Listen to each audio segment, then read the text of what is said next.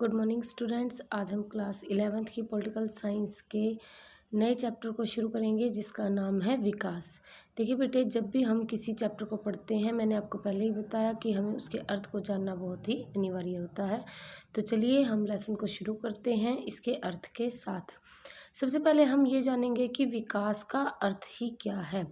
विकास एक निरंतर गतिशील प्रक्रिया होती है। गतिशील मीन्स जो हमेशा चलती रहती है, यानी विकास जिस चीज़ की हम बात कर रहे हैं वो ऐसी नहीं है कि सदैव एक जैसी रहे, अपितु वह निरंतर बदलती रहती है, परिवर्तित होती रहती है, कंटिन्यू चलती रहती है, जो जीवन के हर क्षेत्र में उच्चतर स्थिति को प्राप्त करने का लक्ष्य रखती है। देखिए बेटे, विकास का उद्देश्य ही क्या होता है कि हम जो स्थिति है उस स्थिति से आगे बढ़ सकें, उस स्थिति से आगे चल सकें। विकास शब्द का अर्थ संकुचित न होकर व्यापक होता है और विकास शब्द का संबंध समाज के प्रत्येक पहलू से होता है। देखिए बेटे, जो विकास शब्द है, विकास शब्द कोई छोटा शब्द नहीं है कि उसे सिर्फ हम ये कह दें कि यदि व्यक्ति आगे की तरफ बढ़ता है तो उसे हम विकास कह देते हैं, अपितु विकास हर पहलू से संबंधित होता है। जीवन में हर प्रकार की तरक्की, हर प्रकार की प्रगति, हर प्रकार का कार्य विकास के अंतर्गत आता है। इसलिए इसकी जो धारणा है वो संकुचित यानी छोटी न होकर व्यापक है, बहुत बड़ी है। हमारे जीवन का ऐसा कोई भी पक्ष नहीं है जो विकास से संबंधित ना हो।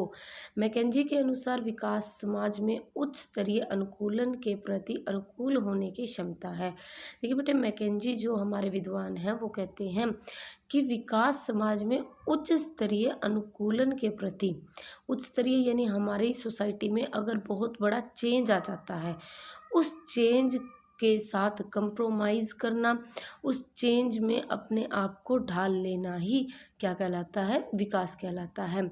एडवर्ड वेटनर ने विकास की परिभाषा इस प्रकार से दी है, विकास मन की अवस्था, झुकाव, एक दिशा है। यानी जो हमारे ये विद्वान हैं ये कहते हैं कि विकास मन की एक अवस्था होती है। मन की अवस्था से तात्पर्य क्या है कि हमारा जो मन है, मानिए कुछ समय पहले वो मन जो है वो दुखी है, लेकिन कुछ समय पश्चात वो अपने आप में एक बदलाव को महसूस कर रहा है, तो वो बदलाव जो है, किसी कार्य के प्रति हमारा झुकाव जो है, जो हमें एक उद्देश्य को प्राप्त करने के लिए प्रेरित कर रही है स्थिति, वही क्या कहलाती है, विकास कहलाती है।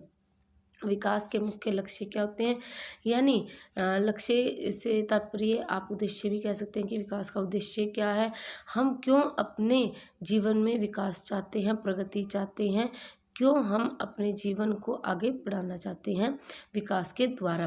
देखिए बेटे, विकास का प्रथम महत्वपूर्ण लक्ष्य गरीब जनता की न्यूनतम आवश्यकताओं की पूर्ति करना होता है। यानी जो विकास है वो हम क्यों चाहते हैं, ताकि जो गरीब जनता है, जो पिछड़ी हुई जनता है, जो लोग मुख्य समाज धारा में अभी नहीं जुड़े हैं, उन लोगों को आगे बढ़ाना, उनकी वे आवश्यकताएं पूरी करना जो आवश्यकताएं उनके जीवन के लिए ज़रूरी हैं। यानी हम कहेंगे यदि एक व्यक्ति है, उसकी जब तक पूरी आवश्यकताएं जो हैं, जिन्हें हम नेसेसरी नीड्स बोलते हैं, जैसे रोटी, कपड़ा, मकान, ये जब तक उसे नहीं मिल जाएंगे तब तक हम उसे विकसित नहीं कह सकते। और विकास का यही लक्ष्य होता है कि मनुष्यों को उनकी मूलभूत आवश्यकताओं की पूर्ति की जा सके।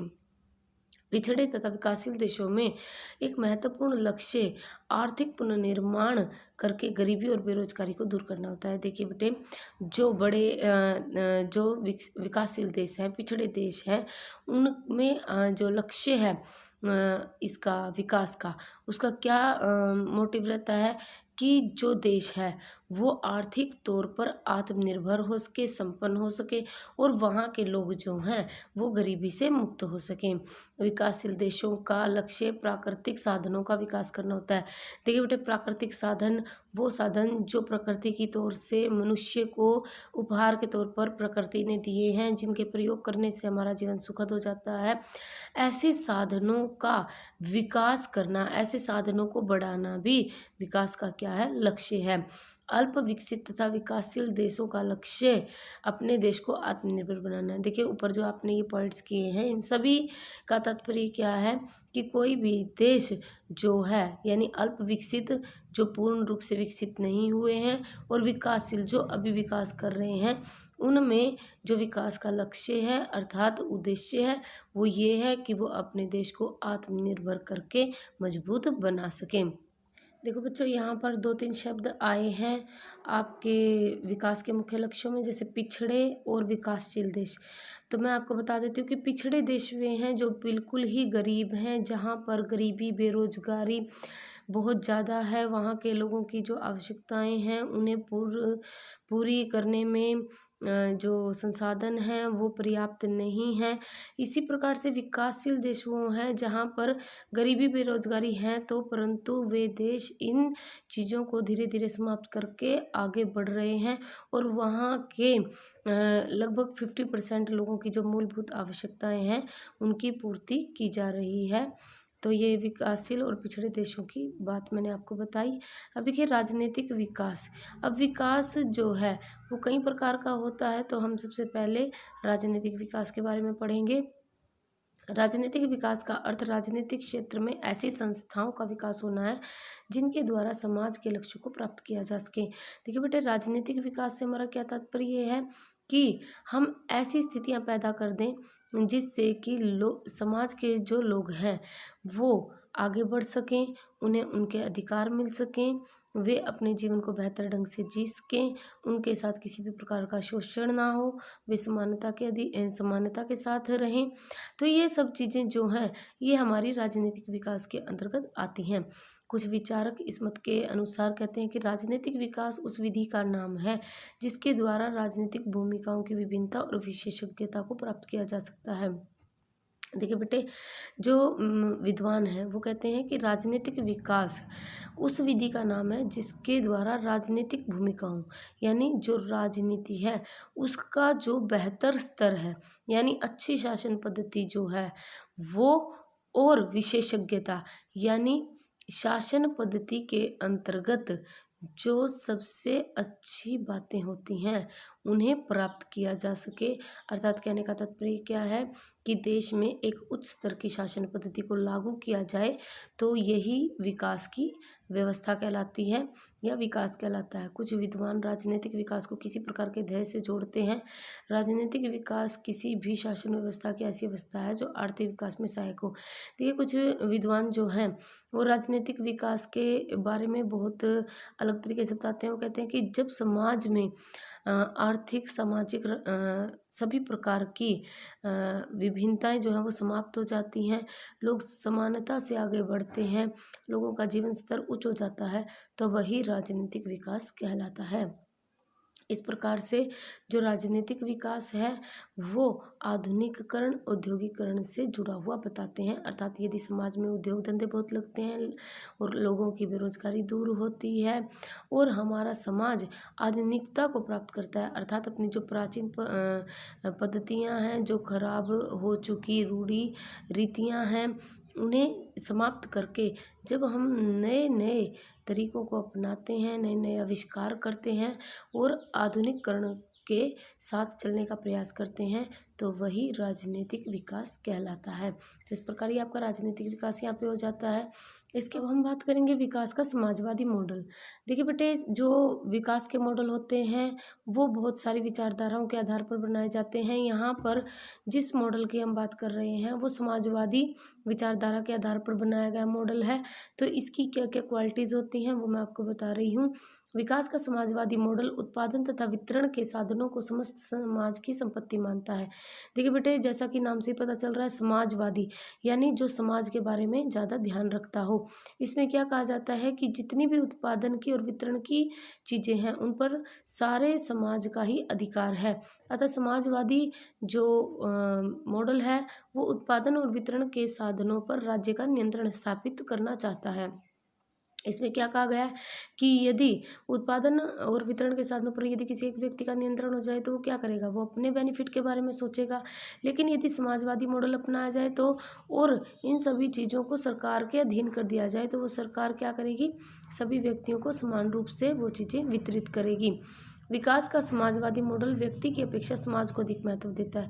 देखिए बेटे, विकास का जो समाजवादी मॉडल है, अभी मैंने आपको ऊपर वाली लाइन में ये डिफाइन कर ही दिया है कि ये समाज को ज़्यादा महत्व देता है किसी एक व्यक्ति के सिवाय। समस्त समाज का विकास करना चाहिए। इसकी जो सोच है वो ये है कि यह समाज के विकास को महत्व देता है, अर्थात ये सोचता है कि किसी एक व्यक्ति के विकास की अपेक्षा पूरे समाज का विकास होना जरूरी है, क्योंकि यदि समाज का विकास होगा तो व्यक्तियों का विकास स्वयं ही हो जाएगा। विकास का समाजवादी मॉडल नियोजित अर्थव्यवस्था का समर्थन करता है। नियोजित, मैंने आपको बता देती हूँ, नियोजित का मतलब होता है योजनाबद्ध, यानी जो चीज़ विद प्लानिंग की जाती है।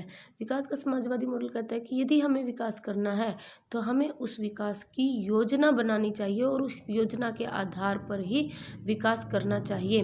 नियोजित अर्थव्यवस्था के द्वारा ही देश का विकास किया जा सकता है। यानी अगर हम शुरू से ही योजना बना लें कि हमें गरीबी दूर करनी है और उस गरीबी को दूर करने के लिए हमें क्या क्या आवश्यकताएं हैं, क्या क्या संसाधन हमें बढ़ाने चाहिए, कैसे कैसे लोगों को इन चीज़ों के लिए जागरूक करना चाहिए, तो हम अपने लक्ष्य को प्राप्त कर सकते हैं। विकास का समाजवादी मॉडल आर्थिक क्षेत्र में स्वतंत्र प्रतियोगिता को समाप्त करके सहयोग की भावना को पैदा करता है। देखिए बेटे, समाजवादी मॉडल जो है वो स्वतंत्र प्रतियोगिता को समाप्त कर देता है। स्वतंत्र प्रतियोगिता का तात्पर्य होता है कि व्यक्तियों को यह अधिकार नहीं देता कि वो जितना चाहें अपनी संपत्ति को बढ़ा लें, क्योंकि यदि एक व्यक्ति लगातार अपनी संपत्ति को बढ़ाता रहेगा तो इससे समाज के दूसरे लोग गरीब होते चले जाएंगे। ऐसी स्थिति में समाज का कल्याण नहीं हो सकता, ना ही उसका विकास हो सकता है। तो जो समाजवादी मॉडल है वो स्वतंत्र प्रतियोगिता को समाप्त कर देता है और इसके स्थान पर कहता है कि सभी को मिलजुल कर समाज के विकास की ओर अग्रसर होना चाहिए, समाज का विकास करना चाहिए। अब दूसरा जो मॉडल है विकास का गांधीवादी मॉडल। अब गांधी जी के क्या विचार थे, क्या विचारधारा थी विकास को लेकर, ये हम इस मॉडल में पढ़ेंगे। मानव भौतिकवादी प्राणी नहीं है, मानव भौतिक प्राणी नहीं है। भौतिक का मतलब होता है कि मनुष्य जो है वो सिर्फ सांसारिक चीज़ों के लिए जीने वाला प्राणी नहीं है, बल्कि 100 से अधिक श्रेष्ठतर प्रवृत्तियों वाला प्राणी है। अपितु मनुष्य एक ऐसा प्राणी है जिसमें बहुत सारे अच्छे गुण हैं और वो अपने जीवन में बहुत कुछ प्राप्त कर सकता है। गांधी जी के अनुसार मनुष्य को अपनी आत्मा का विकास करके जन कल्याण के कार्य करने चाहिए। अब गांधी जी का मानना था कि मनुष्य को सिर्फ सांसारिक वस्तुओं को खरीदने की, बेचने की या उनका उपभोग करने की ही नहीं सोचनी चाहिए, अपितु उसे अपना आंतरिक कल्याण करना चाहिए, उसे अपना आंतरिक विकास करना चाहिए और अपने जीवन में नैतिक गुणों को लाना चाहिए, जिससे कि समाज में अच्छाई पैदा हो सके। दूसरा है नर सेवा नारायण सेवा। गांधी जी के अनुसार ईश्वर प्राप्ति का सर्वोत्तम साधन मानव सेवा है। मानव की सेवा ही ईश्वर की सेवा कहलाती है। अब गांधी जी क्या कहते हैं कि विकास जो है, विकास कैसे होना चाहिए कि प्रत्येक मनुष्य को उन मनुष्यों की सेवा करनी चाहिए जो उनसे निम्नतर हैं, और इस सेवा के करने से जब वे मनुष्य जो निम्नतर हैं उच्च स्तर तक पहुंच जाएंगे, उसे ही हम विकास कहेंगे। अर्थात जब सक्षम मनुष्य जो होते हैं वो अक्षम मनुष्यों की सहायता कर उन्हें आगे बढ़ाते हैं, तो वह विकास ही कहलाता है। विकेंद्रित अर्थव्यवस्था, विकेंद्रित मीन्स होता है बांटना। गांधी जी के विकास के मॉडल में कहा गया है कि जो अर्थव्यवस्था है वो विकेंद्रित होनी चाहिए, यानी किसी एक व्यक्ति के हाथ में न होकर इस अर्थव्यवस्था को विभिन्न भागों में बांटना चाहिए ताकि इसका समुचित विकास हो सके। न्यासीता की अवधारणा। गांधी जी, न्यासीता होती है समानता। गांधी जी सभी व्यक्तियों को विकास के समान अवसर देने के पक्ष में थे।